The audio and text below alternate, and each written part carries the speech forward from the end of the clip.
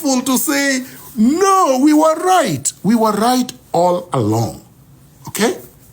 I knew we were right. People are saying, oh, you're so prophetic. No, I was scientific. I analyzed this scientifically and reached the only logical and scientific conclusion. Given what I have said, only a lunatic could have said that Raila was going to win. Where was he going to get the votes? That all of a sudden, the president of Senegal, who came from jail and defeated a demagogue like Ruto, was going to vote for Raila Odinga. In which world? In which parallel universe was this going to happen? Oh, because the great Traore, the revolutionary from Burkina Faso, was not going to vote, and his comrades from the Sahel, from Mali and Guinea, all of a sudden, Raila had it. The red carpet is laid out. No, sir. No, ma'am. It was not going to happen. Just like Ruto is not going to succeed. Even a dog in the next election will defeat Ruto if we support that dog. Okay? So there is no way Ruto is going to win. You see, charlatans like, and I didn't want to say this, but I have to say this. People like Rigiji, who were treated so badly by Ruto the other day, even could not have the backbone to stand with us and say Raila must be defeated at the African Union Council chairmanship position. He couldn't. All these charlatans and hypocrites and opportunists were all hoping that somehow it was going to be a miracle and then they could all ride on the back of Raila Odinga. No, it requires a amount of uprightness to be able to be consistent and to stand for your principles. If something is bad, it is bad, even if the entire world said it was good. If something is good, it is good, even if the entire world told me it was bad. So I knew Raila was a con man. I've already been able to prove it. I've meticulously documented in my book, Peeling Back the Mask, which I will launch again this year. Like I promised. I said, this man is going to retire. We are going to force him into retirement. We are going to humiliate him into recognizing that Kenya belongs to Kenyans, not to bandits, organized bandits. The thugs that went to Addis Ababa, the 300 thugs, let's identify all of them, including Babu Patel, the drug dealer, the murderer. He went. We are going to remove them one after another because that is the best way of identifying them. You see, they went to Addis Ababa. We know them, so you know their faces. Meticulously document all of them. Because they stood with evil. They stood with renegades. They stood with the plunderers. They did not have the backbone when the time, when the roll call was called, when we needed them. They were not there. And now they are going to come back with another shenanigan. Ruto is going to, I am sure, Ruto is going to come back with Raila so that they can start another BBI too. I'm 100% sure that they are going to come back and try to change the constitution to remove the term limit. Okay?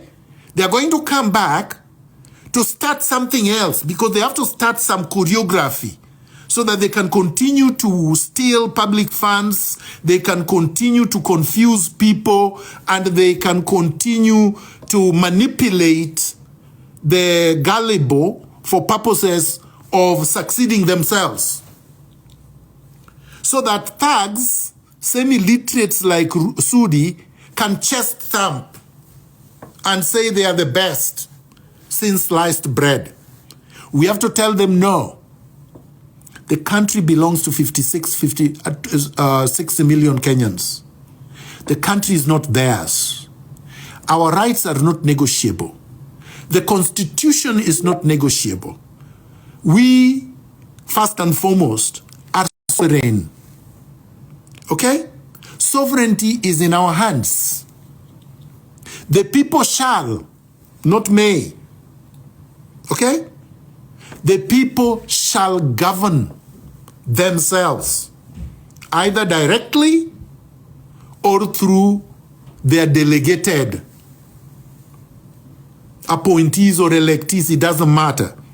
They can withdraw the support for these delegates when these delegates abuse power, abuse trust, subvert the Constitution, undermine our sovereignty, steal our resources, abduct our people, torture them, and kill them. Because they have committed all these crimes, we are saying it's over. No reprieve, no forgiveness, no confusion. We are taking our power back now.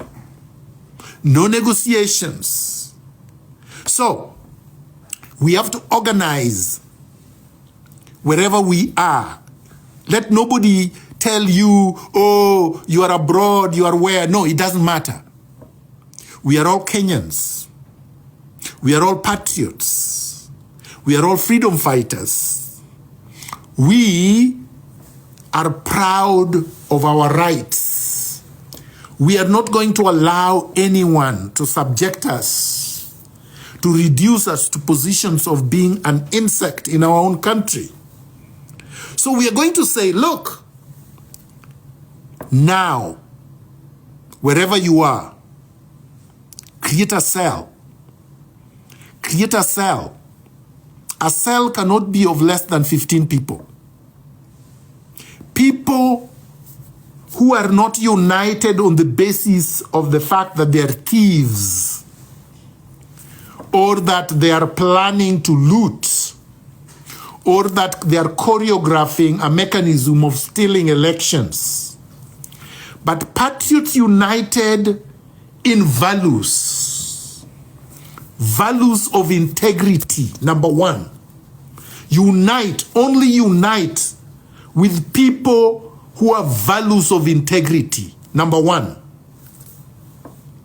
Unite with people who have values.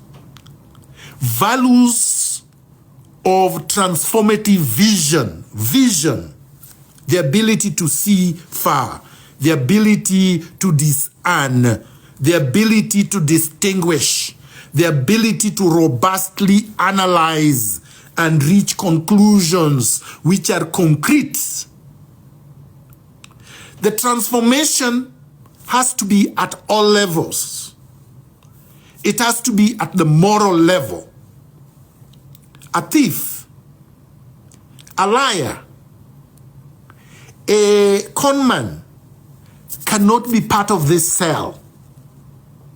Anyone who has stolen CDF, who has misappropriated, who has been taken to court for theft or murder and got away because of technicality or because they bribed the judges or the DPP or the police or whoever, cannot be part of this cell. So that disqualifies almost 100% of all the MPs and the senators that you have and the MCAs. The whole lot is rotten. So don't give me the example of the governor of Muranga. No. He steals 100% and gives 60%. He's still a thief. So I don't care. Kangata was a poor man, a pauper, and is now probably a billionaire. That means he's a thief. So don't give me that example. We want 100%